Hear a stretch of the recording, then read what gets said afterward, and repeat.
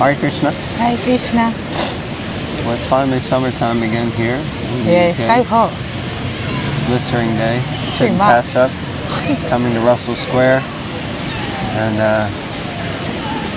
reading Bhagavatam. Hare. And tomorrow we're traveling, not tomorrow, tomorrow is Lord Nrsingadev's appearance day. Of course, it may be a different day, depending on when you're seeing Next this. Wednesday. But yeah, tomorrow we'll be celebrating the appearance of Lord Nrsingadev. And then on Monday we travel to France, and we'll be spending almost 2 weeks in France. So hopefully we'll have some beautiful and exciting Bhagavatam readings there. So. And hopefully no frog's legs. Okay. Can always count on Bob for the punchlines. Okay, so where are we at? What we doing? Canto 3, chapter 25, text 34. Oh, why did I put... Oh, I saved this for some other reason. All right. Om Namo Bhagavate Vasudevaya. Om Namo Bhagavate Vasudevaya. Om Namo Bhagavate Vasudevaya. Okay, a pure devotee who is attached to the activities of devotional service and who always engages in the service of my lotus feet never desires to become one with me. Such a devotee who is unflinchingly engaged always glorifies my pastimes and activities. Oh, sorry. There are 5 kinds of liberation stated in the scriptures. One is to become one with the Supreme Personality of Godhead, or to forsake one's individuality and merge into the Supreme Spirit. This is called Ekat Matam. A devotee never accepts this kind of liberation. The other 4 liberations are to be promoted to the same planet as God, Vaikuntha, to associate personally with the Supreme Lord, to achieve the same opulence as the Lord, and to attain the same bodily features as the Supreme Lord. A pure devotee, as will be explained by Kapila Muni, does not aspire for any of the 5 liberations. He especially despises as hellish the idea of becoming one with the Supreme Personality of Godhead. Sri Prabodh Ananda Saraswati, a great devotee of Lord Chaitanya, said, Kaivalyam Narakayati. The happiness of becoming one with the Supreme Lord, which is aspired for by the Mayavadis, is considered hellish. That oneness is not for pure devotees. Narakayate. Narakayate. Narak, like hell. Hell.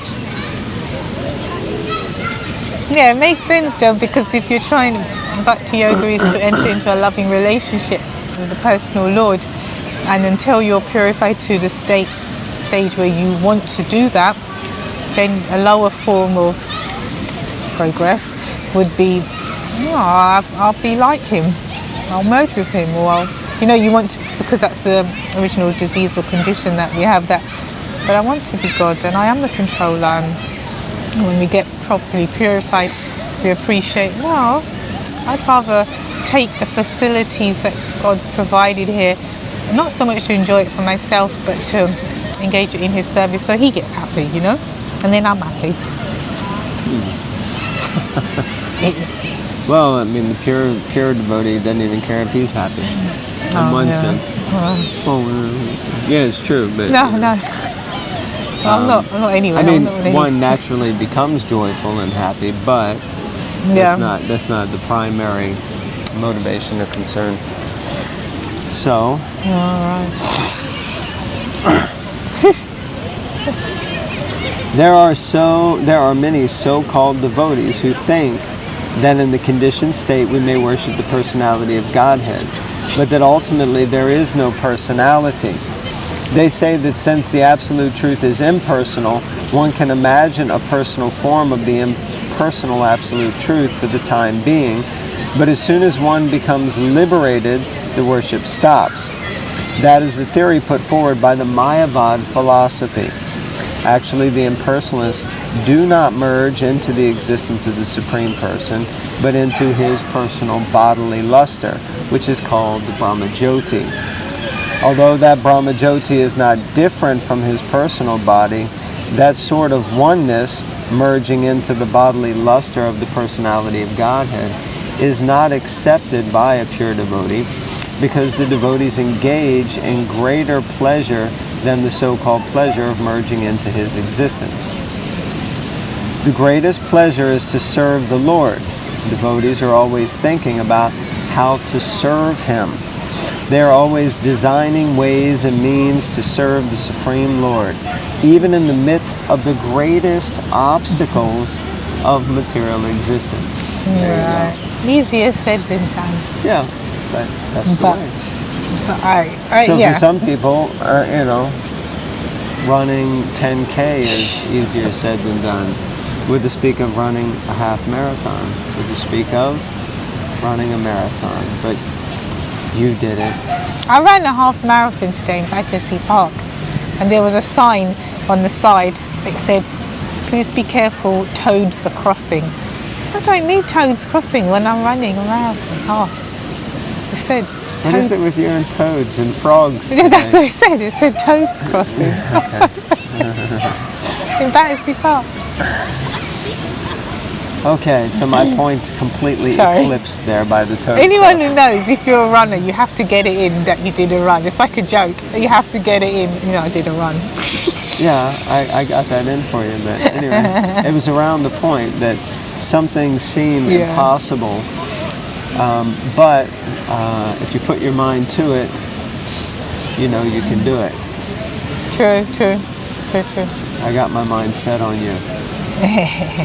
George Harrison told me. Right? The Mayavadis accept the description of the pastimes of the Lord as stories. Well, actually, they are not stories, they are historical facts. Pure devotees accept the narrations of the pastimes of the Lord not as stories, but as absolute truth. The words Mama Purusani are significant. Devotees are very much attached to glorifying the activities of the Lord, whereas the Mayavadis cannot even think of these activities. According to them, the absolute truth is impersonal. Without personal existence, how can there be activity? The impersonalists take the activities mentioned in the Srimad Bhagavatam, Bhagavad Gita and other Vedic literatures as fictitious stories, and therefore they interpret them most mischievously. They have no idea of the personality of Godhead. They unnecessarily poke their noses into the scripture and interpret it in a deceptive way in order to mislead the innocent public. The activities of Mayavad philosophy are very dangerous to the public, and therefore Lord Chaitanya warned us never to hear from any Mayavadi about any scripture. They will spoil the entire process, and the person hearing them will never be able to come to the path of devotional service to attain the highest perfection. It will be able to do so only after a very long time. Yes, this Mayavad philosophy is dangerous. As we heard earlier, basically was saying that it's like hell to merge into the existence of the Lord. It means the denial of the opportunity to serve the Lord. And the denial of the opportunity to serve the Lord completely undermines the principle of bhakti, which is that is our eternal position. Jivara Swarapoi Krishna Nitai. So if I can't serve the Lord, then I can't act and function in my constitutional position. So therefore, a philosophy that encourages us against that is considered demoniac, and it's also considered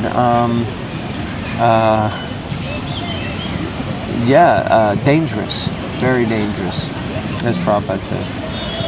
Any thoughts? Yeah, I was going to say it's important to hear from the right source. Especially as seen growing up like a Hindu sort of family, it was quite common to, even as a kid, getting dragged to like Bhagavatam readings like days on end, like a week thing.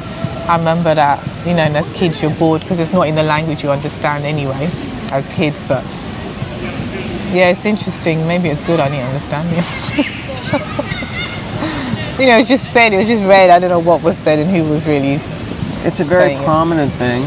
I mean, amongst especially the Asian, well, Indian community, not Asian exactly, but Indian community. Stretch my leg out. You have some reason sitting on the ground, and you just ran a half marathon today. So. Did I mention that? Yeah, so this Mayavad is very prominent. Even though sometimes they may recite, you know, Bhagavatam and Bhagavad Gita, but then they'll, as Prabhupada would say, they'll inject the poison at the end and say, oh, you can become this. So I'm not sure if we're still recording, but a little message came up there. You can become this Supreme Personality of Godhead. So we're just going to finish this paragraph because a little sign came up on the phone saying low battery, so we don't want to run out of battery. Sorry, man. No problem. I used it for my half marathon. She told you. Sorry. So last paragraph of the purport for today. It is clearly stated by Kapila Muni that bhakti activities or activities in devotional service are transcendental to mukti. Remember we spoke about that yesterday. This is called Panchama Purushartha. Generally, people engage in the activities of religion, economic development, and sense gratification, and ultimately they work with an idea that they are going to become one with the Supreme Lord, mukti. But bhakti is transcendental to all these activities. The Srimad Bhagavatam therefore begins by stating that all kinds of pretentious religiosity is completely eradicated from the Bhagavatam. Ritualistic activities for economic development and sense gratification, and after frustration and sense gratification, the desire to become one with the Supreme Lord, are all completely rejected in the Bhagavatam.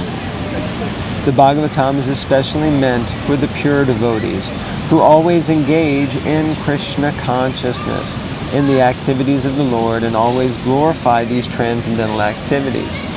Pure devotees worship the transcendental activities of the Lord in Vrindavan, Dwarka, and Mathura, as they are narrated in the Srimad Bhagavatam and other Puranas. The Mayavad philosophers completely reject them as stories. It means they say all these things, they're just stories.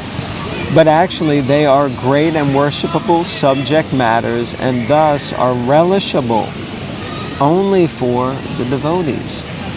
That is the difference between a Mayavadi and a pure devotee. Very powerful. Thoughts? Yeah, it reminds me of like, so the Mayavadi is like licking the outside of the honey jar, as it were. You know the example Prabhupada gives? Yeah. As opposed to the devotees that, I was going to say stick their tongue in, but that's not very nice. You know, they take a spoon and take it out. Yeah. They're relishing the honey. Yeah. Yeah, and this, you can see how this Mayavad philosophy is very, relatable or can be easily connected to the scientific approach, because science would say all these things are just mythology, as Prabhupada would say, mythology.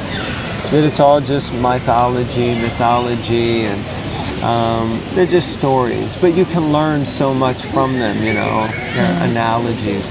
But actually for a devotee, these aren't just stories.